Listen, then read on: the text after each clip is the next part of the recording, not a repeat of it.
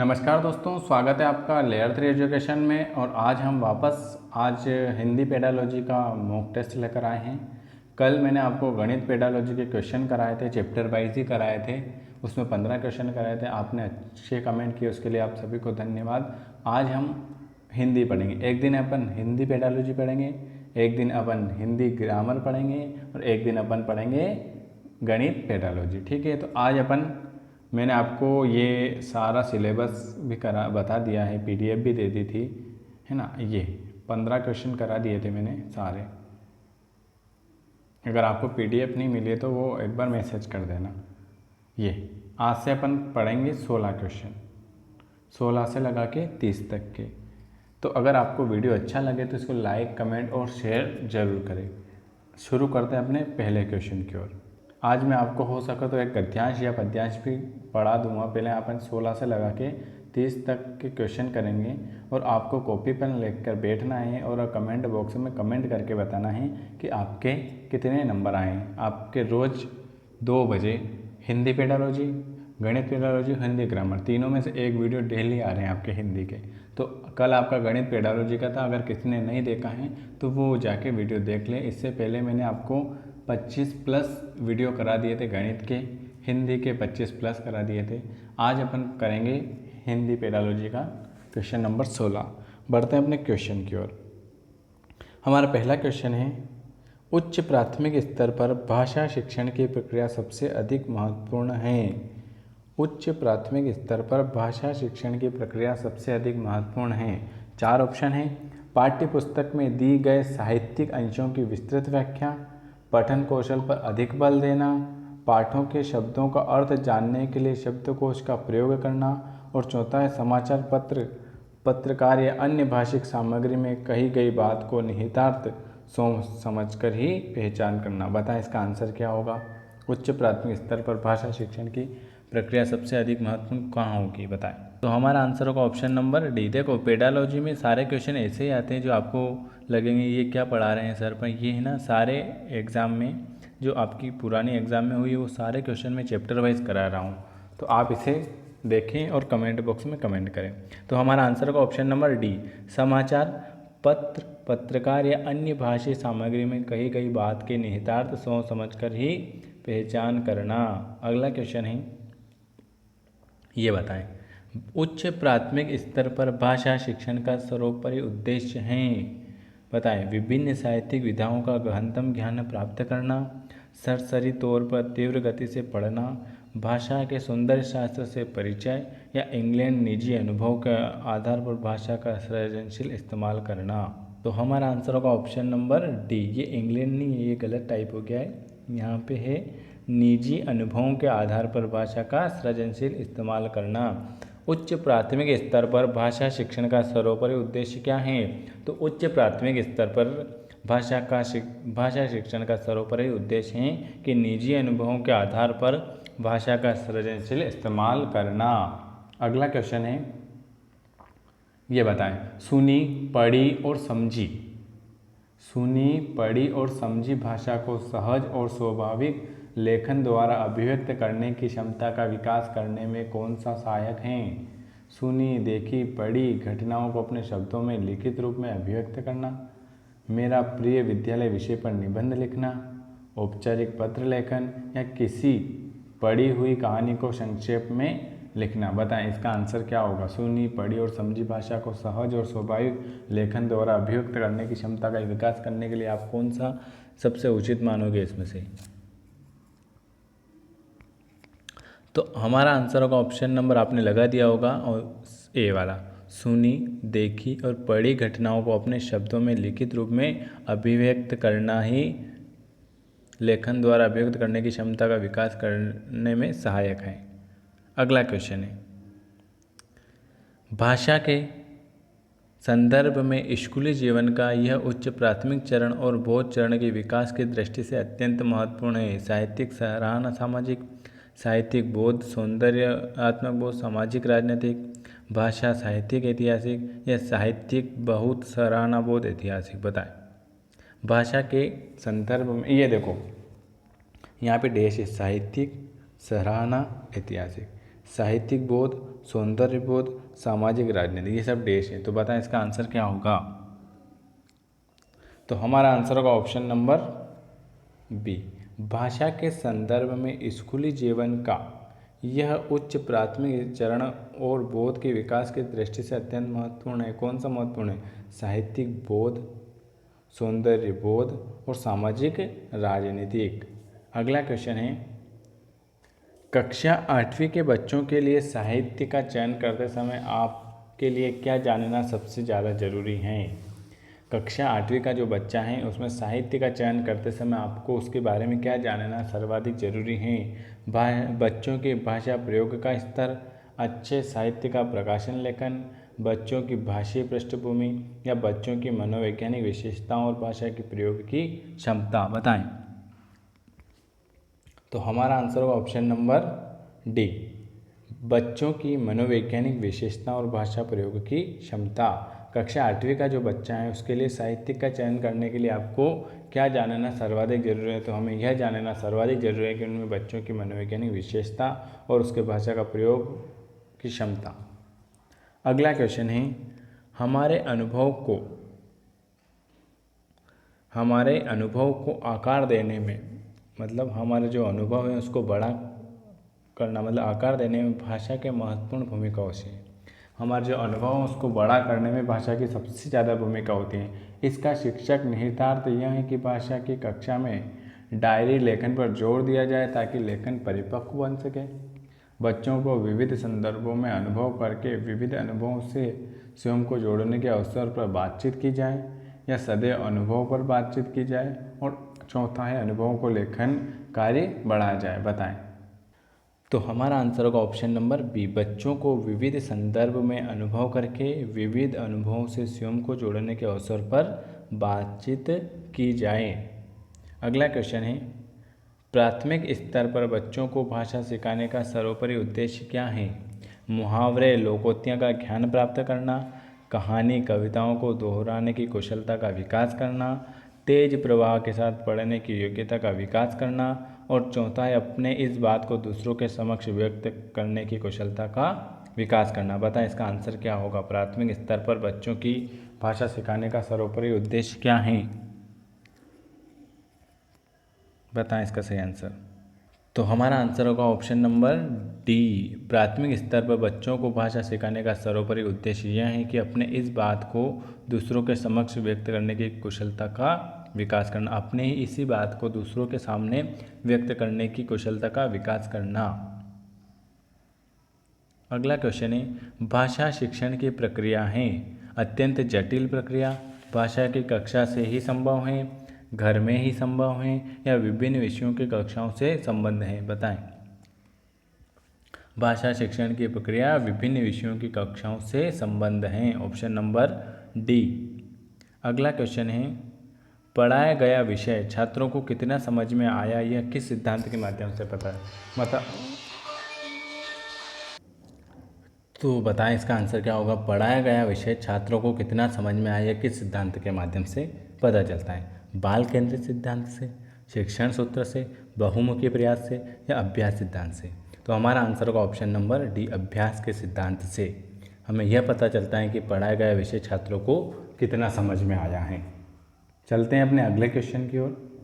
25, भाषा के सभी रूपों में से किस रूप का सबसे अधिक प्रयोग किया जाता है? भाषा के सभी रूप में से किस रूप का प्रयोग सबसे ज़्यादा किया जाता है? लिखित, सांकेतिक, मौखिक, या व्यवहारिक? बताएं। तो हमारा सही आंसर क्या होगा? ऑप्शन नंबर सी, भाषा के सभी रूपों में से मौखिक भाषा का सबसे अधिक प्रयोग किया जाता है। ये बताएं। गरिमा पेड़ को पेड़ बोलती है, मतलब पेड़ को पेड़ बोलती हैं, इस कारण उसे सहपाठी बहुत चिढ़ाते हैं। इस स्थिति में शिक्षण का कौन सा सिद्धांत गरिमा को सहायता करता है? स्वतंत्रता का सिद्धांत, स्वयं संशोधन का सिद्धांत, शिक्षण सूत्र के प्रयोग का सिद्धांत, या मौखिक तथा लेखन कार्य का सिद्धांत? बताएं। गरिमा पेड़ को पेड़ बोलती हैं तो इस कारण सभी लोग उसे चिढ़ाते हैं, तो इस स्थिति में शिक्षण का कौन सा सिद्धांत गरिमा को सहायता करता है, मतलब कि वो सही से बोले, पेड़ को पेड़ ही बोले? बताएं।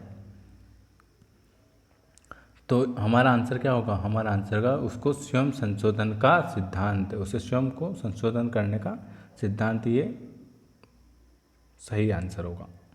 अगला क्वेश्चन है, प्राथमिक स्तर पर पढ़ने की क्षमता का आकलन करने की दृष्टि से सबसे अधिक महत्वपूर्ण है पढ़ने में प्रभाव, अर्थ का निर्माण, वर्गों की पहचान या विराम चिन्हों का ज्ञान। बताएं इसका सही आंसर क्या होगा। प्राथमिक स्तर पर पढ़ने की क्षमता का आकलन करने की दृष्टि से सबसे अधिक महत्वपूर्ण है अर्थ का निर्माण करना। Option number B. 28वां, प्राथमिक स्तर पर भाषा की सर्वश्रेष्ठ विधि है बच्चों के साथ कविता गाना, बच्चों को कहानी सुनाना, बच्चों को पाठ्य पुस्तक पर आधारित वीडियो कार्यक्रम दिखाना या बच्चों को भाषा का प्रयोग करने के विभिन्न अवसर देना। बताएं। तो हमारा सही आंसर होगा ऑप्शन नंबर डी, बच्चों को भाषा का प्रयोग करने के विभिन्न अवसर देना। प्राथमिक स्तर पर भाषा की सर्वश्रेष्ठ विधि कौन सी है, तो प्राथमिक स्तर पर भाषा की सर्वश्रेष्ठ विधि है कि बच्चों को भाषा का प्रयोग करके विभिन्न अवसर देना। अगला क्वेश्चन है, इनमें से कौन सा प्राथमिक स्तर पर हिंदी भाषा शिक्षण का उद्देश्य नहीं है। बताएं। 4 ऑप्शन है, संदर्भ के अनुसार अनुमान लगाकर पढ़ने का प्रयास करना, चित्रकारी को स्वयं से व्यक्त करने का माध्यम बताना, बच्चों के घर की भाषा स्कूल की भाषा में संबंध बताना, और चौथा सुनी गई बातों का जो का त्यों दोहराना। तो हमारा आंसर होगा ऑप्शन नंबर डी, सुनी गई बातों का जो का ऐसे के ऐसे दोहराना प्राथमिक स्तर पर हिंदी भाषा शिक्षण का उद्देश्य नहीं है। आज का आखिरी क्वेश्चन है, इसके बाद मैं आपको एक गद्यांश पढ़ाऊँगा। भाषा रिक्त स्थान और रिक्त स्थान उत्तम स्थान है। पढ़ने, लिखने, संप्रेषण, सुनने, बोल, देखो यहाँ कोमा है, पढ़ने फिर लिखने, संप्रेषण, सुनने, बोलने, सोचने, सोचने, महसूस करने और चीज़ों को से जुड़ने, पढ़ने, लिखने और समझने। बताएं। तो हमारा आंसर होगा ऑप्शन नंबर सी, भाषा सोचने, महसूस करने और चीज़ों से जुड़ने का उत्तम साधन है। ऑप्शन नंबर सी हमारा सही आंसर होगा। आज मैंने आपको ये 15 क्वेश्चन कराए थे और 15-30 क्वेश्चन हो गए हिंदी पेडालॉजी के। इससे पहले मैंने आपके हिंदी के 25 वीडियो बनाए हैं, अगर आपने नहीं देखे हैं तो वो भी देख लेना। इसके बाद मैंने आपके गणित पेडालॉजी के भी 25 से 30 क्वेश्चन करा दिए हैं, वो नहीं देखे वो भी देख लेना। आपको अगर इनकी लिंक नहीं मिली है तो आप इस नंबर पर मैसेज कर देना 9753749986, तो मैं आपको इस पर सारी जानकारी दे दूँ। हमारी ऑनलाइन क्लास भी चल रही है, मैथ्स, CDP, इंग्लिश सारी। अगर आपको परचेस करना है तो इस नंबर पर आप मैसेज कर देना। अब मैं आपको ये 15 क्वेश्चन हो गए, मैं आपको PDF भी इसके दे दूँगा। अब अपन करेंगे एक गद्यांश। ये मैं आज इसका एक आपको पद्यांश कराऊँगा। ये अभी जो 2nd ग्रेड की एग्ज़ाम हुई थी middle school teacher eligible test 2018 में 17 फरवरी 2019 को 2:30 बजे, ठीक है। तो आज मैं इसका एक पद्यांश कराऊंगा आपको, गद्यांश पद्यांश। तो आपको ऐसे ही एग्ज़ाम में आएंगे जो वर्ग 3 की। ये देख लीजिए, जनरल हिंदी, ये एक गद्यांश है। आज इसको पढ़ के मैं आपको इसका पूरा क्वेश्चन करा दूंगा, तो आपको आइडिया हो जाएगा कि कैसे क्वेश्चन आते हैं। देखो, ये एक इतना बड़ा पद्यांश है और खाली इसने एक क्वेश्चन पूछ रखा है इसमें, फिर ये का ये गद्यांश यहाँ टाइप कर रखा। अगर जिसने पुराने आपने देखे नहीं होंगे और आप एग्ज़ाम देने जाओगे तो आप इसको भी पढ़ोगे पूरा और ये एक ही क्वेश्चन लगाओगे, फिर इसको भी पढ़ोगे पूरा, फिर एक ही क्वेश्चन लगाओगे, फिर इसको भी पढ़ोगे पूरा, एक ही क्वेश्चन। अपन पढ़ेंगे खाली एक बार और इसके जितने भी क्वेश्चन हैं उसी को हम सोल्व कर लेंगे, क्योंकि सब एक ही है। इसने खाली एक क्वेश्चन दिया, ये इतना बड़ा पढ़ेगा आदमी, फिर ये एक क्वेश्चन करेगा, इतना बड़ा पढ़ेगा, फिर एक क्वेश्चन करेगा। इसलिए ना इस अपन को एक बार देख के जाना ज़रूरी है। तो मैं आज आपको इसका एक पद्यांश पूरा पढ़ा देता हूँ और इसके जितने भी क्वेश्चन हैं एक बार आपको करा देता हूँ। चल शुरुआत करते हैं। कोसी कहाँ से बस चली, कोसी से बस चली तो रास्ते का सारा दृश्य बदल गया। कोसी से बस चली तो रास्ते का सारा दृश्य बदल गया। आपको एक एक लाइन पढ़ना है और उस पर ध्यान देना है। कोसी से बस चली तो रास्ते का सारा दृश्य बदल गया। सुडोल पत्थर पर कल कल करती हुई कोसी, कौन से पत्थर पर, सुडोल पत्थरों पर कल कल करती हुई कोसी, किनारों के छोटे छोटे सुंदर गांव और हरी मखमली खेल, कितनी सुंदर है सोमेश्वर की घाटी। अगर आपसे पूछ ले कितनी सुंदर है सोमेश्वर की घाटी, हरी भरी, एक के बाद एक बस स्टेशन पड़ते हैं, छोटे छोटे पहाड़ी डाक खाने, चाय की दुकानें और कभी कभी कोसी या उसमें गिरने वाले नदी नाले पर बने हुए पुल, कहीं कहीं सड़क निर्जन चीड़ के जंगलों से गुजरती थी, टेढ़ी मेढ़ी ऊपर नीचे रेंगती हुई कंकरीली पीठ वाले अजगर सी सड़क पर धीरे धीरे बस चली ही जा रही थी। जंगलों से रास्ता सुहावना था और उस पर थकावट के बाद उसका सुहावनापन हमें भी तंद्रालास बना रहा था। पर जो जो बस आगे बढ़ रही थी, वो पूरी बस में बैठी तो वो पूरी बता रही कि जो जो बस आगे बढ़ रही थी तो हमारा मन में एक अजीब सी निराशा छाती जा रही थी। अब तो हम लोग कोसा जी के नज़दीक हैं। कोसी से 18 मील चले गए। कोसी सिर्फ 6 मील पर कहाँ गया वह अतुलित सौंदर्य, कहाँ गया वो अतुलित सौंदर्य, वह जादू जो कोसानी के बारे में सुना जाता था। आते समय मैंने एक सहयोगी ने कहा था कि कश्मीर के मुकाबले में उन्हें कोसानी ने अधिक मोहा है। गांधी जी ने यह अनासक्ति योग लिखा था और कहा था कि स्विट्जरलैंड का आभास कोसानी में ही होता है। कोसी नदी का नाम है कोसानी। ये नदी घाटी, खेत, गांव सुंदर है किंतु इतनी प्रशंसा के योग्य तो नहीं है। हम कभी कभी अपना स्वयं शुक्ल जी से व्यक्त भी करने लगे और जो जो कोसानी नज़दीक आता गया त्यों त्यों अधैर्य, मतलब जो जो कोसी नदी पास में आती गई जो जो उसका धैर्य कम होता गया कि जिस कोसी नदी के बारे में इतना सुना था पर ऐसा कुछ भी नहीं है, ये बता रहा है इसमें। ये अधैर्य, फिर असंतोष और अंत में तो क्षोभ हमारे चेहरे पर झलक गया। शुक्ल जी की क्या प्रतिक्रिया थी हमारी इन भावनाओं पर, यह स्पष्ट नहीं हो पाया क्योंकि वे बिल्कुल चुप थे। सहसा बस ने एक प्रमुख लंबा मोड़ लिया और ढाल पर चढ़ने लगी। सोमेश्वर की घाटी के उत्तर में जो ऊंची पर्वतमाला है उस पर बिल्कुल शिखर है पर कोसानी बसा हुआ है। कोसानी से दूसरी ओर फिर ढाल शुरू हो गया, मतलब कोसानी से दूसरी ओर फिर ढाल शुरू होगा। कोसानी के अड्डे पर जाकर बस रुकी। फाइनली कोसानी के अड्डे पर जाकर बस रुकी। छोटा सा बिल्कुल उजड़ा सा गांव और बर्फ़ का तो कहीं नाम ही निशान नहीं है। मतलब किसी ने कहा था उनको कि वहाँ तो इतना बड़ा दृश्य है और सब है, पर वो जहाँ पे उतरी वहाँ पे न तो बर्फ़ था न कुछ भी था, कोई भी निशान नहीं था। बिल्कुल ठगे गए हम लोग। कितना खिन्न था मैं। अन्न खाते हुए बस से उतरा कि जहाँ था वहीं पत्थर की मूर्ति सा स्तंभ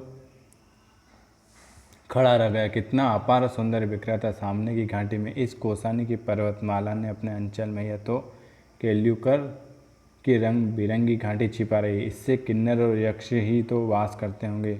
50 मील चौड़ी यह घाटी हरे मखमली कालीनों जैसे खेत, सुंदर गेरू की शिलाएं काटकर बने हुए लाल लाल रास्ते, जिनके किनारे सफ़ेद सफ़ेद पत्थरों की कतार और इधर उधर से आकर आपस में उलझा जाने वाली बेल की लड़ियाँ सी नदियाँ। मन में बेखत्मा यही आया कि इन बेलों की लाठियों को उठाकर कलाई में लपेट लूँ, आँखों से लगा लूँ और अकस्मात हम एक दूसरे लोग में चले आए थे। इतना सुकुमार, इतना सुंदर, इतना सजा हुआ और इतना निष्कर्ष की लगा कि इस धरती पर तो जूते उतार कर पाँव पहुँचकर आगे बढ़ना चाहिए। मतलब ये कहा गया कि किसी ने उसको बताया था कि इतना सारा इतना बढ़िया है, पर वो वहाँ पर उतरी तो उसको कुछ भी ठीक ठाक नहीं लगा। आपके क्वेश्चन क्या है? उपयुक्त गद्यांश को पढ़कर नीचे प्रश्न का, देखो इतना बड़ा गद्यांश है और इसने खाली एक क्वेश्चन पूछा है। बताएं कहाँ से बस चलने के बाद रास्ते में के दृश्य बदलने लगी?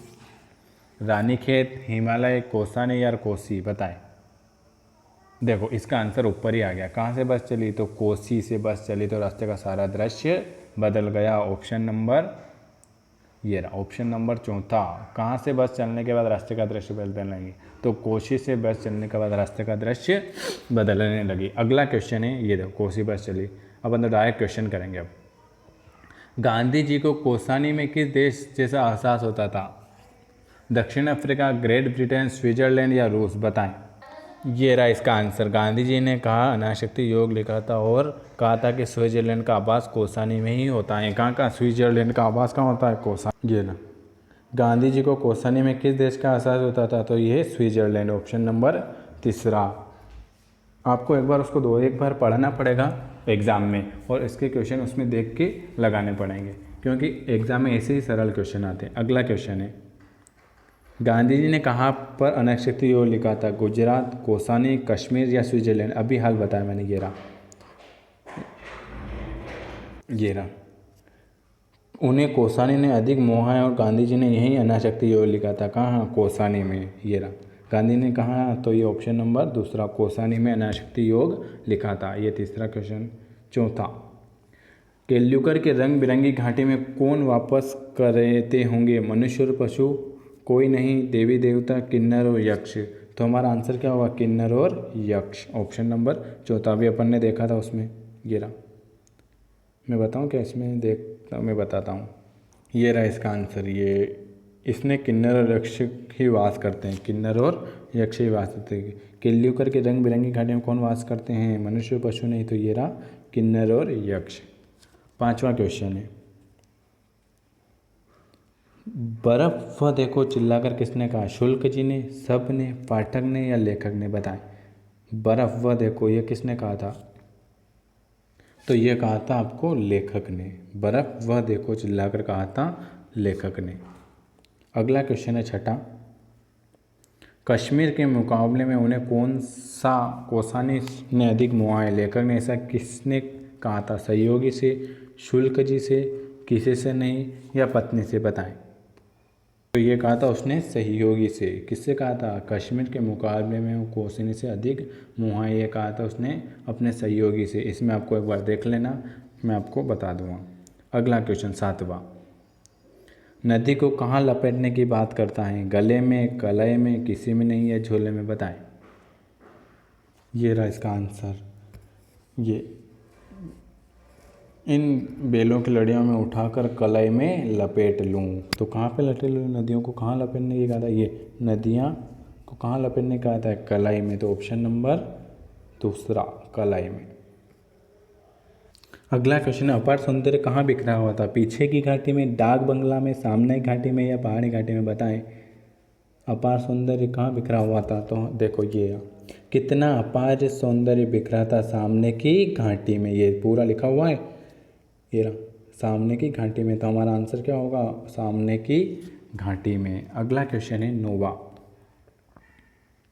कहाँ की घाटी बेहद सुंदर है? सोमेश्वर, विंध्याचल, कौसानी या रामेश्वर? बताएं। तो हमारा आंसर क्या होगा? सोमेश्वर। कहाँ की घाटी बेहद सुंदर है? तो सोमेश्वर की घाटी बेहद सुंदर है। और आज आखिरी क्वेश्चन है 10वां, थकावट के बाद रास्ते का सुहानापन लेखक को क्या बना रहा था? मोहित, तंद्रासाल, उत्तेजक या विचार मग्न? बताएं। तो हमारा आंसर होगा ऑप्शन नंबर दूसरा, थकावट के बाद रास्ते का सुहानापन लेखक को तंद्रालस बना रहा था। ये मैंने आपको एक पेपर कराया है वर्ग 2 में, जो अभी आई थी मिडिल स्कूल का एक तो उसका एक गद्यांश कराया। इससे पहले मैंने आपको 15 पेडालॉजी क्वेश्चन करा दिए हैं। आपके आज 30 क्वेश्चन हो गए हैं, 25 क्वेश्चन। ठीक है। और अगर आपको वीडियो अच्छा लगे तो इसको लाइक, कमेंट और शेयर करें। कल आपको फिर कल हिंदी ग्रामर का होगा या गणित पेडालॉजी का, दोनों में से एक होगा। और अगर नोटिफिकेशन नहीं आए तो आपको डेली 11 बजे या 2 बजे एक बार विजिट कर लेना है। वीडियो देखने के लिए आप सभी का बहुत बहुत धन्यवाद।